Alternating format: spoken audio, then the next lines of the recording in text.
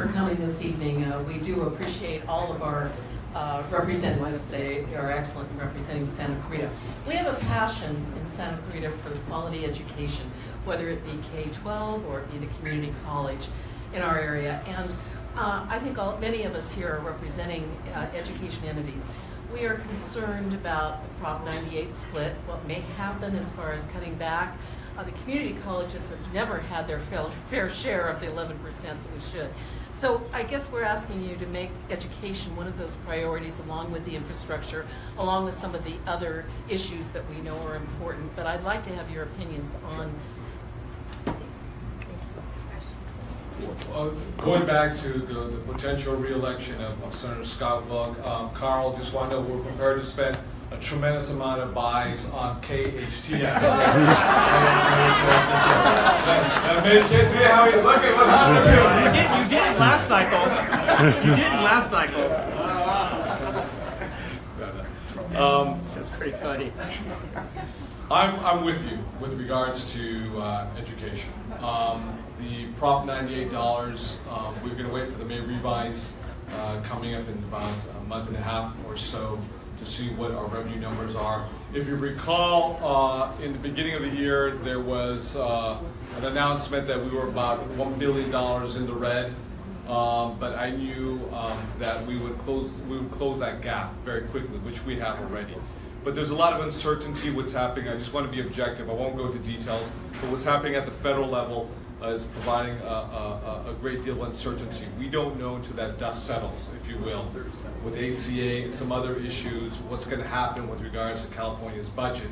You do have a commitment from us, I'm sure in a bipartisan fashion, to continue to invest in Prop 98. Obviously that's K through 12 through 14, in this case with regards to community colleges. I do believe strongly that the community colleges are the backbone, or will be the backbone of our economy.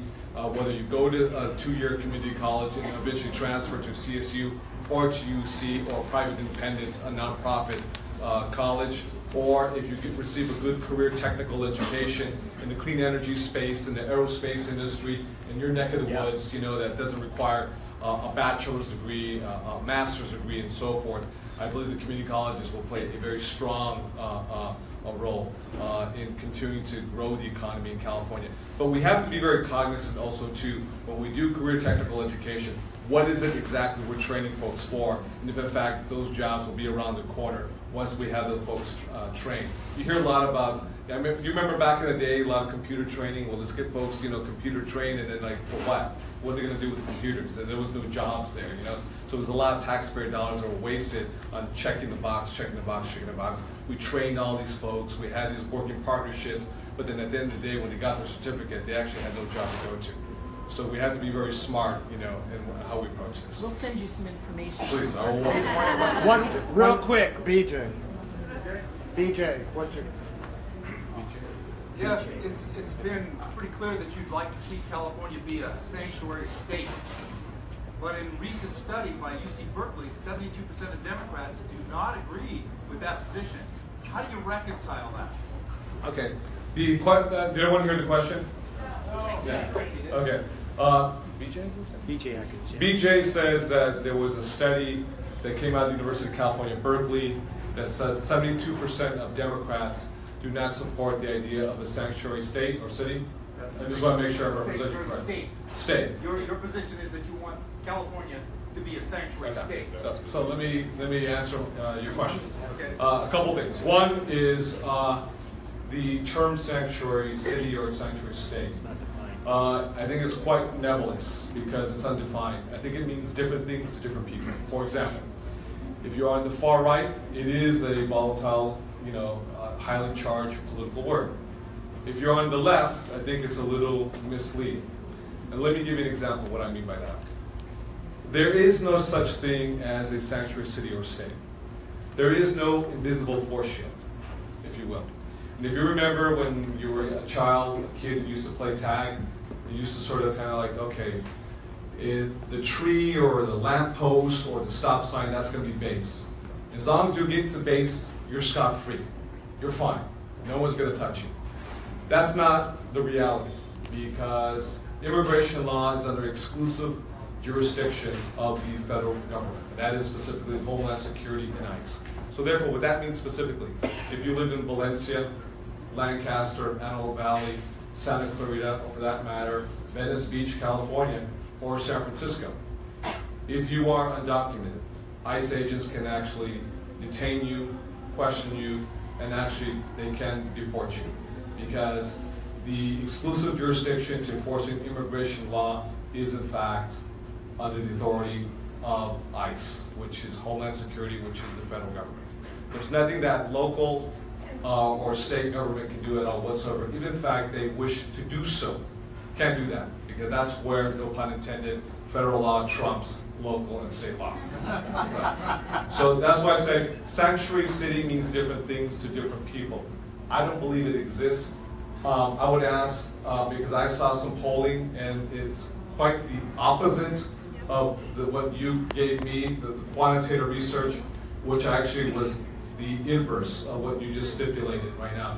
Two different polls actually. One was from the PPIC poll, as well as another poll that we had just done ourselves collectively in a bipartisan fashion to get the research, the attitudes and behaviors on a variety of issues. Now, there was one thing that was very clear up front, is that there was a split among the attitudes and behaviors among Democrats and among Republicans on that issue.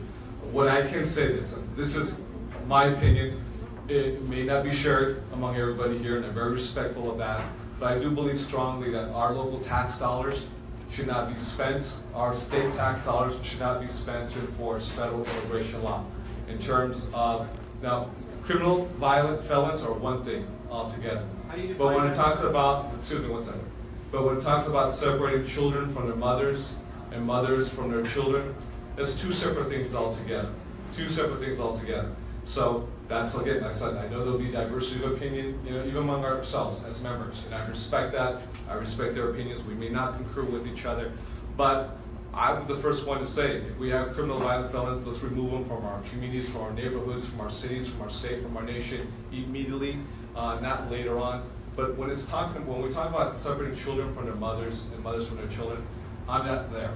I'm just not there. That's just my opinion right there. I'm not there. And also too, and this is not about Scott or Tom or Dante or myself or Henry or others, but it is also a reflection of the dysfunctional, broken system that we have, immigration system that we have, because I know that Republican George W. Bush tried incessantly for many, many years to get immigration reform done, but you had a couple folks, Tom Tancredo, and you had He's in your head. yeah, but with He lives in my head. For those who saw the CNN, it wasn't supposed to be a debate, but it was a meltdown on Friday on Aaron Burnett, which was funny.